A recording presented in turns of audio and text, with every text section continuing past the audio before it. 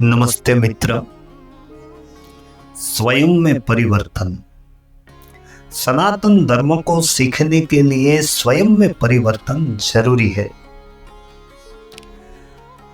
महात्मा गांधी जी ने एक बार कहा था कि जब तक मैं गुड़ खाना बंद नहीं करता तब तक मैं दूसरों को गुड़ न खाने की सलाह नहीं दे सकता। गुड़ के लिए मना मैं नहीं कर सकता जब तक मैं स्वयं गुड़ खाता हूं। जिस प्रकार पुराणों में कहा गया है कि श्रूयताम धर्म सर्वस्व श्रुत्वाम चापि अवधार्यताम आत्मनः प्रतिकूलानि परेशान न समाचरेत। धर्म के सार को सुनो और सुनकर हृदयंगम करो। वो यह है कि जो अपनी आत्मा के प्रतिकूल हो वैसा आचरण हम दूसरों के साथ न करें। जो मेरे लिए अनुकूल है वह दूसरों के लिए भी अनुकूल है, और जो मेरे लिए प्रतिकूल है वह दूसरों के लिए भी प्रतिकूल ही होगा। नेचुरल बात है। जो इस बात को समझ लेता है और इसका सही आचरण कर लेता है वही धार्मिक व्यक्ति होता है। वह कभी किसी से शिकायत नहीं करता। धर्म का अर्थ है स्वभाव। जो स्वभाव हमारी प्रकृति हमें धारण किए हुए है, इसी प्रकृति को, हमारे स्वभाव को धर्म कहते हैं, सनातन धर्म कहते हैं। सनातन बोलना बहुत आसान है, सरल है, किंतु समझना बहुत कठिन। जिसका अर्थ है सनातन सत्य, जो पृथ्वी से पहले भी था, इस अस्तित्व के पहले भी था, आज भी है और अस्तित्व के बाद भी रहेगा, जिसका कभी विनाश नहीं होता, जो सदा है, अस्तित्व में रहेगा, जिसके आधार पर ये पृथ्वी और ये जीवन है, उसे ही सनातन कहते हैं, उसे ही सनातन सत्य कहते हैं, उसे ही सनातन धर्म कहते हैं, जो समग्र को धारण किए हुए है। आप जो भी कहे इसको, यह किसी संप्रदाय की बात नहीं है मेरे दोस्त। जैसे हम बोलते हैं हिंदू, मुस्लिम, बौद्ध, ईसाई इत्यादि का ये मामला ही नहीं है। यह संपूर्ण का मामला है। यह जीवन के विषय में है। मनुष्य, पशु, पक्षी, नदियाँ, पहाड़, पौधे, जंगल, आकाश, सूर्य, तारे, नक्षत्र, ग्रह, अनगिनत ब्रह्मांड, जो अनंत ब्रह्मांड को नियंत्रित किए हुए है, धारण किए हुए है, जो सबका नियमन करता है, क्योंकि यह सब तो जीवित है, यह जीवन है, ऊर्जा में है, गति में है, यह सब ऊर्जा है। यहाँ मृत्यु जैसी कोई घटना ही घटित नहीं होती, इसलिए इसको नियंत्रित करना आवश्यक होता है, रूपांतरण होता है। अतः जो संपूर्ण को नियंत्रित किए हुए है उसी को सनातन कहते हैं, सनातन धर्म कहते हैं। वह सदा अपने स्वभाव में स्थिर रहता है, कभी भी अस्वाभाविक नहीं होता। फिर आप उसे सनातन या धर्म या कुछ भी शब्द कहे, लेकिन कहने का अर्थ है शाश्वत विश्व का शासकत्व, नियंता, उसी को हम सनातन धर्म कहते हैं। अब मैं आपको धर्म की उपयोगिता के विषय में बताता हूं। धर्म को समझे, जाने और अनुभव किए बिना ये जीवन हमारा असफल है। ऐसा जीवन मरेगा।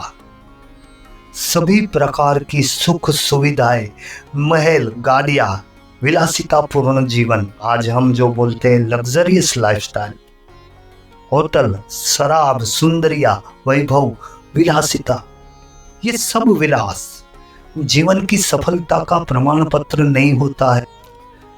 तो धर्म का अनुभव, हमें धर्म की प्रतीति न हो तो ये जीवन तो मरेगा, क्योंकि मरते समय यह जीवन पाएगा कि सब कुछ गंवा रहा हूं, गंवा के जा रहा हूं सब कुछ। सब विलास 2 घड़ी के थे, और अगर एक ठोकरे खाता हुआ जीवन भी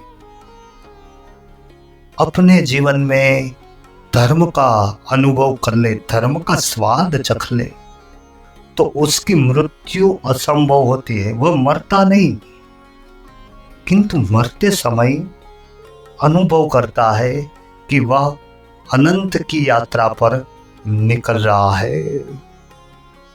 जैसा कि आज हम देखते हैं, हम सोशल मीडिया पर कई अच्छे लेख, पठन वांचन, अच्छे विचार, वीडियो संदेश, पोस्ट देखते हैं हम, लेकिन इससे समाज या व्यक्तिगत जीवन में कोई परिवर्तन नहीं आता है। जैसा मैंने पहले कहा, अगर मैं गुड़ खाता हूं तो दूसरों को इसे न खाने की सलाह नहीं दे सकता। वैसे ही आज का ये सोशल मीडिया अच्छे संदेशों और विचारों से भरा पड़ा है। मोटिवेशन, इंस्पिरेशन, बिल्कुल टाइम पास, कचरे का ढेर। किसी को भी अपने जीवन में नहीं उतारना है, बस दूसरों को सलाह देना है। और स्मार्ट लोग सोशल मीडिया पर एक्टिव रहकर पैसा भी कमा लेते हैं, बस इससे ज्यादा कुछ भी नहीं। सोशल मीडिया पर कथा, कीर्तन, प्रेरक कार्यक्रम, नैतिक कहानियां, लाखों पोस्ट समाज को बेहतर बनाने के लिए, लाखों नैतिक संदेश उपलब्ध है। लेकिन सब कुछ कमर्शियल, पैसे कमाने के लिए। सत्य नहीं, सनातन नहीं, धर्म नहीं, अराजकता, असत्य, अधर्म, इससे लोग प्रभावित नहीं होते। लोग पढ़ते हैं, देखते हैं और भूल जाते हैं। कूड़े का ढेर ढह गया। इसे बिल्कुल नीचे से ऊपर तक इसकी सफाई करने की आवश्यकता है, जिसके लिए व्यक्ति को सच बोलने का, सत्य के मार्ग पर चलने का साहस करना होगा। ये सत्य धर्म का मार्ग अगम्य है। उपनिषद कहता है कि उत्तिष्ठतः जाग्रतः प्राप्य वरान् निबोधतः क्षुरस्य धारा निशिता दुरत्य दुर्गम पथस्तत् कवयो वदन्ति। अर्थ क्या है इसका? सत्य के मार्ग पर चलना आसान नहीं है मेरे मित्र। ये तलवार की धार पर, अस्त्र की धार पर चलने जैसा है। क्षुरस्य धारा, दुर्गम पथ, ये पथ आसान नहीं है। इसलिए अब आगे के शब्दों को बहुत सावधानी से ले आ। गलत करना, अन्याय करना पाप है, दुराचार करना पाप है, किंतु अन्याय को सहना महापाप। आज भारत को आजाद हुए 7 दशक से अधिक समय बीत चुका है, फिर भी यह पश्चिमी संस्कृति की गुलामी में जी रहा है। ऐसा आपको नहीं लगता? मैं तो ब्राह्मण हूं, सच बोलने को मजबूर हूं, क्षमा करना मुझे आप। मैं अपने देश भारत में अपने इस परिवार की अत्यधिक दुर्दशा एवं पतन को अनुभव करता हूं। यहाँ सब कुछ झूठ है। सरकार पक्ष झूठ, विपक्ष गलत, न्याय व्यवस्था गलत, प्रजा गलत, हम सब गलत है, प्रजा भी गलत, सब झूठ। अगर आपको मेरी बात पर विश्वास नहीं है तो मैं तो आपको कहना चाहूँगा कि राम मंदिर बनने का मुद्दा हो या इस्लाम को समझे बिना 5 वक्त की नमाज अदा की जाए, यह मुद्दा, समाज कोई नैतिक नहीं हो जाएगा। भ्रष्टाचार, महंगाई, बेरोजगारी, आर्थिक असमानता है, इसका कोई सॉल्यूशन नहीं निकलेगा। लेकिन ना तो सरकार को कोई दिलचस्पी है, ना विपक्ष को। और देखने वाली बात यह है कि हमको, प्रजा को भी कोई दिलचस्पी नहीं है इसमें। आज़ादी के 75 साल बाद भी भारत में जाति की राजनीति चल रही है। न्याय प्रणाली का शिखर, जिसे हम सर्वोच्च न्यायालय कहते हैं, उस अपीलों के बावजूद भी कुछ नहीं होता। समान नागरिक संहिता और मीठी मीठी बातें, लालच की बात, सिर्फ खोखली राजनीति। और हर एक समझता है कि वह स्वयं सज्जन, सतजन है, धार्मिक व्यक्ति है, संत है। किंतु अगर सच्चा सज्जन, सतजन, संत कौन होगा? जो कबीर कहता है ना कि बुरा देखन में गया, बुरा न मिलिया कोई। जब आपन आप देखा तो मुझसे बुरा न कोई, मुझसे बुरा न कोई। यह जान ले जो अरबों खरबों ब्रह्मांडों अनंत विश्व पर राज करने वाले शासक राम या अल्लाह के खिलाफ बोलने से क्या फर्क पड़ेगा? कुछ फर्क नहीं पड़ता उनको। सिर्फ हमारी जिह्वा गंदगी प्राप्त करेगी, हमारी जिह्वा पर गंदगी लगेगी, जीवन हमारा बर्बाद होगा। सारी दुनिया नैतिक दृष्टि से अंधी हो गई है। आज सारी दुनिया दृष्टि खो गई है। सिर्फ भारत में वो संभावनाएं, भारत में वो क्षमता है। यद्यपि भारत बिल्कुल भ्रष्ट हुआ जा रहा है, किंतु फिर भी वो संभावनाएं तो छिपी हुई है जो दुनिया को आंखें दे सकता है।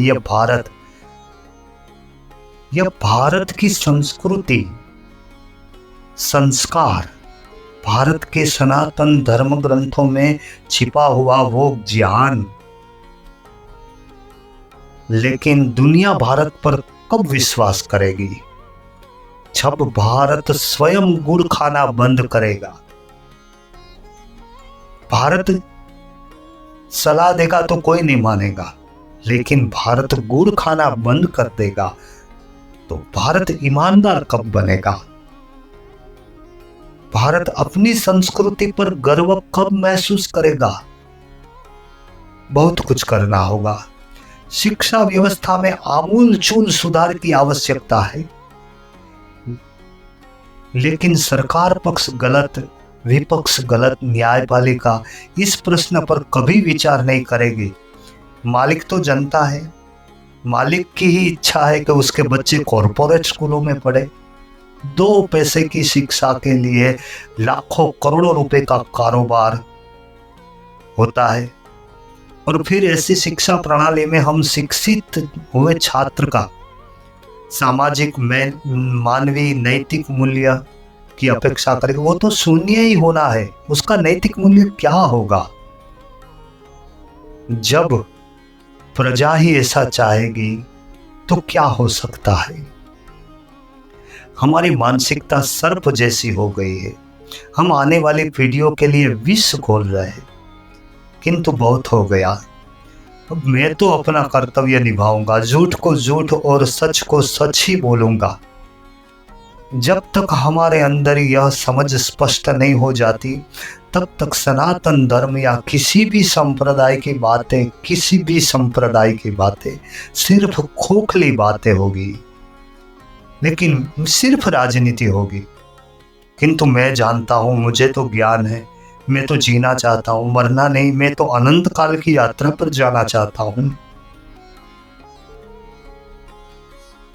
तो हमारी यह संस्कृति को प्रणाम करके यहाँ अल्प विश्राम करते हैं। अंत में मैं हिमांशु दवे आप सभी के भीतर छुपा हुआ जो सनातन है, जो सत्य है, जो धर्म है, उन्हें मैं प्रणाम करता हूँ, आपको प्रणाम करता हूँ।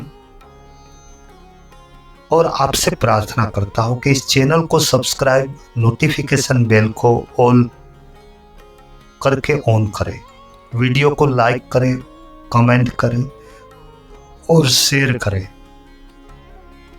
धन्यवाद।